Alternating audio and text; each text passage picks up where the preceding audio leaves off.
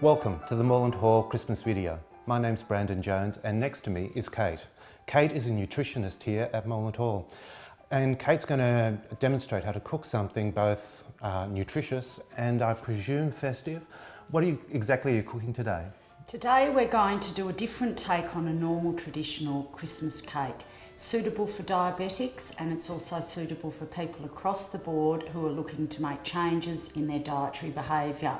It's very healthy, we don't use sugar and we use a couple of really special ingredients that give it that sweetness and moistness and make it a lovely alternative for Christmas. Great, we actually had this at this Christmas party and it was terrific. So can you take us through the ingredients please, Kate? Yes, we have cinnamon, mixed spice, baking soda, mashed pumpkin, our raisins, sultanas, walnuts, pecan nuts, wholemeal self-raising flour, white self-raising flour, 2 eggs beaten, half a cup of skim milk, orange juice freshly squeezed, agave syrup or alternatively apple juice concentrate.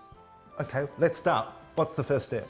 The first step is that we have soaked our sultanas and raisins in our fresh orange juice overnight. Now this can be done on the morning that you're making it, but what happens is we rehydrate the fruit and we lose a lot of the outer oils that have built up in the process of when they've actually been dried, which gives the cake a lot more body and also a lot more moisture.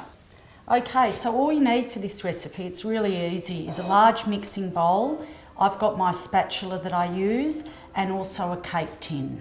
That's it? That's it. Great. It's very simple, all mixed in one bowl. We're not using the beaters, we're not using any other fiddly kitchen products. It just is simple. We can make it on the bench, made within about 15 minutes. Okay, next step. Next step is we're going to put our pumpkin into our bowl. Now here I have some mashed pumpkin that I've just steamed and mashed. So I'm going to put my pumpkin in. How did you mash it? Just with a fork, very easy. You know, it's just well cooked. I've used butternut pumpkin. Butternut pumpkin is the sweeter of the two sorts of pumpkin. Then I'm going to put in my whisked eggs. I've just whisked those 2 eggs with a fork. Yep. So we're just going to mix those eggs through. So really all we're doing here is adding all our wet ingredients. And I noticed when I tasted the cake at the Christmas party that you couldn't actually taste the pumpkin at all. It was just... No, that adds a lot of flavour and sweetness and depth as well as the concentrate. Now I've just put in our skim milk.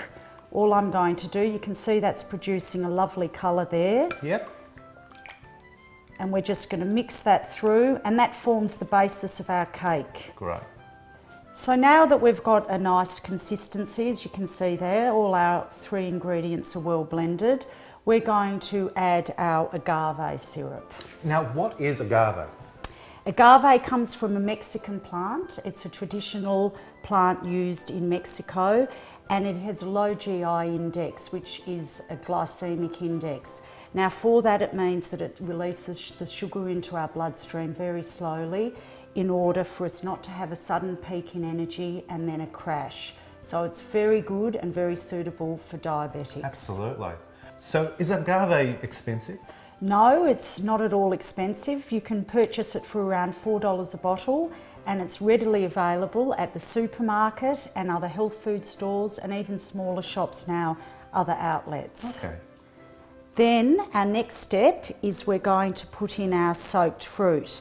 So I have a spoon here. We can either drain that off. I'm just going to ladle it in with my spoon. So you don't put the orange juice in? No, we don't want to use the juice. A little bit doesn't matter, but we're going to mainly leave the liquid behind. Just the fruit. So then we're going to put that into our cake mix. Can you use mixed fruit instead?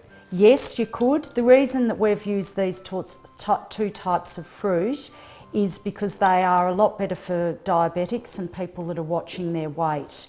The mixed fruit usually has a higher sugar content, so it's quite specific, the ingredients in this recipe, in as far as keeping within the guidelines for what the recommended daily intakes are with our nutrient requirements. Okay, so our next step is adding our nuts. We have our pecan nuts and our walnuts, and I'm just going to crush them in our mortar and pestle. Now, if I don't have pecan nuts, can I just use walnuts instead? Yes, certainly you can. Both of them are very good for diabetics. So one nut or both types are fine. It just adds a little bit of variety and a different flavour. This is also adding our roughage to our cake. So once we've crushed our pecans and our walnuts, I'm just going to then put them into our mixture and stir those through. It's starting to look like a cake batter, and we're going to now add our spices. So I've got our cinnamon here, 1 teaspoon. I'm usually fairly heavy-handed on my spices, so it doesn't matter if it's a little bit heaped, as you can see there, my mixed spice, and then we're just going to stir that through our mixture, and you can already start to see, fantastic. yes, and that gives us, can you smell the Christmassy smell? Very much so. So, final step in our beautiful Christmas cake preparation is our flour. Now, doesn't matter what order you place them in. There we have our wholemeal. I'm going to sieve my white self-raising flour. This is unbleached flour. We can add the baking soda at the same time as we're sifting through the flour. Okay, so here we have our greased tin. Any tin will do. I've just lightly greased that with some butter just around the outside. You can use baking paper. We just wanted to make sure it comes out of the tin. And that's now ready. The cake's all ready, looking delicious, to pour into our tin.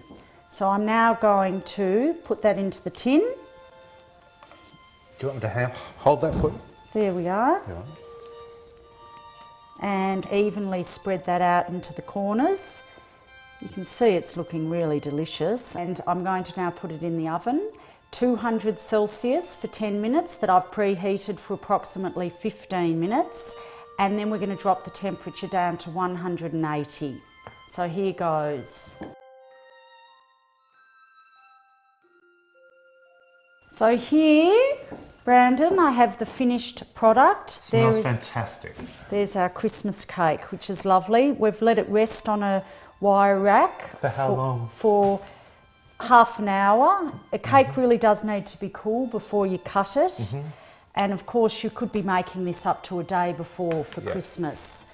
You know, it's not something that you need to necessarily make on the day of Christmas. It can be something made and out of the way. And there we have our cake. Fantastic. And how long does that keep for?